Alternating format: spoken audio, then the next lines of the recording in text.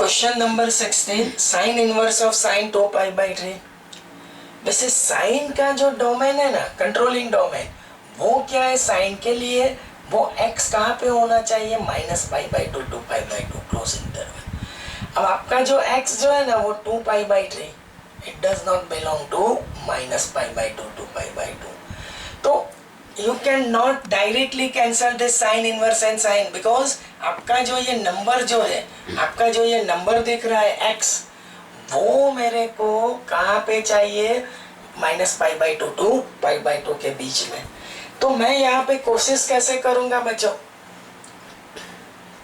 कि मैंने आपको एडिशन फॉर्मूला में पढ़ा है 2π/3 को हम लोग ऐसे लिख सकते हैं π-π/3, 3 LCM 3π - π is 2π/3। अब बच्चों आगे ले जाने के लिए sin π - थीटा, second quadrant sine positive, function not change, तो इसका साइन क्या हो जाएगा π/3। अब मैं क्लियरली बोल सकता हूँ कि मेरा जो π/3 है that must belong to -π/2 to π/2। Now you can cancel this, तो साइन इनवर्स निकलेगा, आपका जो आंसर मिलेगा वो कौन सा होगा, π/3। तो देख लो एक बार,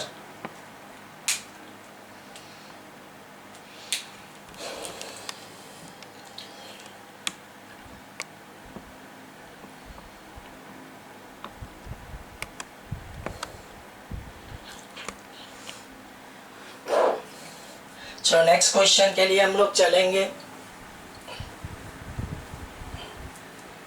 तो क्वेश्चन नंबर कौन सा होगा, 17। क्वेश्चन नंबर जो है वो 17 है।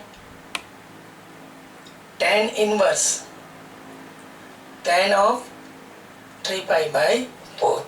अब बच्चों जहां तक tan का सवाल है, तो tan का जो कंट्रोलिंग डोमेन है, मैं अगर x बोलूं तो tan के लिए x कहाँ पे मिलना चाहिए, ओपन इंटरवल -π/2 टू π/2। लेकिन जो मेरा x है 3π/4 नॉट बिलोंग टू -π/2 टू π/2। तो सबसे पहले उसको बिलोंग टू करने के लिए मेरे को प्रोसीजर करनी पड़ेगी। तो उसके लिए मैं क्या कोशिश करूंगा, 3π/4 है ना, उसको लिखो π - π/4, वापिस 4 LCM 3π/4, π - थीटा, second quadrant, tan negative, function not change, तो tan ऑफ π - π/4 क्या होगा, minus of tan π/4।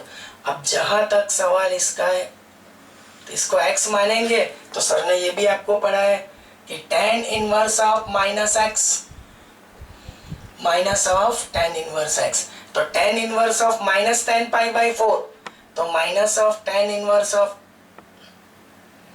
tan π/4, tan inverse कटेगा, मतलब आंसर होगा माइनस ऑफ π/4। देख लो,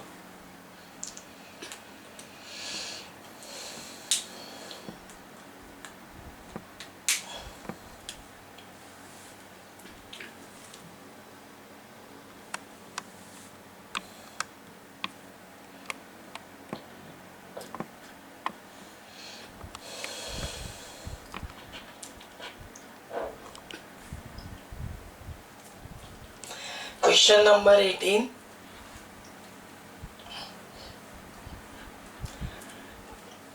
जहां तक सवाल क्वेश्चन नंबर 18 का है, तो क्वेश्चन नंबर 18 क्या बोल रहा है कि tan of sine inverse 3/5 plus cot inverse 3/2। देखो बच्चों, थोड़ा बहुत यहाँ पे अपडेट चाहिए।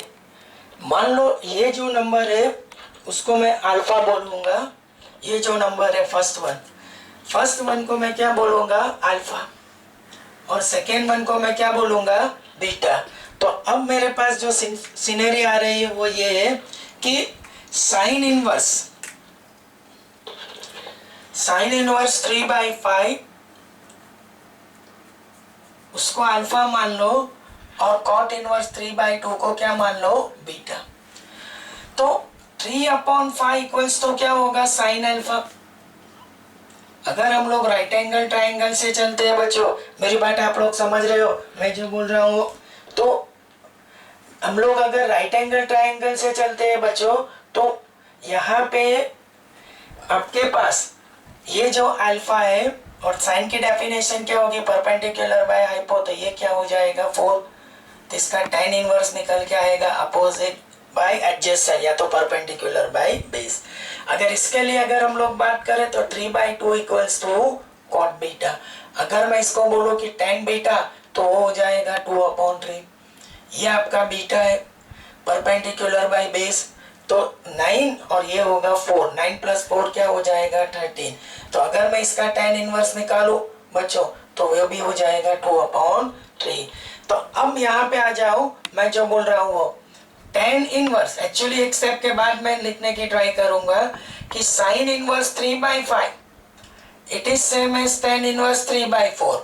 अगर बच्चों मैं ऐसा बोलूं कि cot inverse 3/2 it is same as tan inverse 2/3। तो अब यहाँ पे जो वैल्यूज है उसको मैं कैरी फॉरवर्ड कर रहा हूँ। tan inverse 3/4 plus tan inverse 2/3। अब यहाँ इसका सवाल है x equals to 3/4 greater than 0, y equals to 2/3 greater than 0, x y less than 1। तो tan inverse x plus y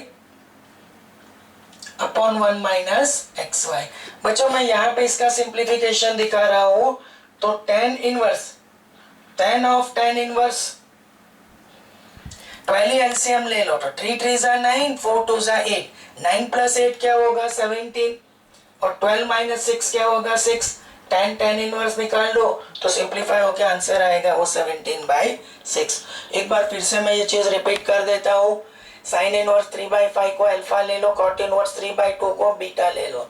फिर मैंने दोनों वैल्यूज को किसमें कन्वर्ट किया है, tan inverse, means the values of sine inverse 3/5 is tan inverse 3/4, cot inverse 3/2 is tan inverse 3/2, tan inverse x + y का formula, और लास्ट में मैंने tan इनवर्स को हटा दिया, देख लो।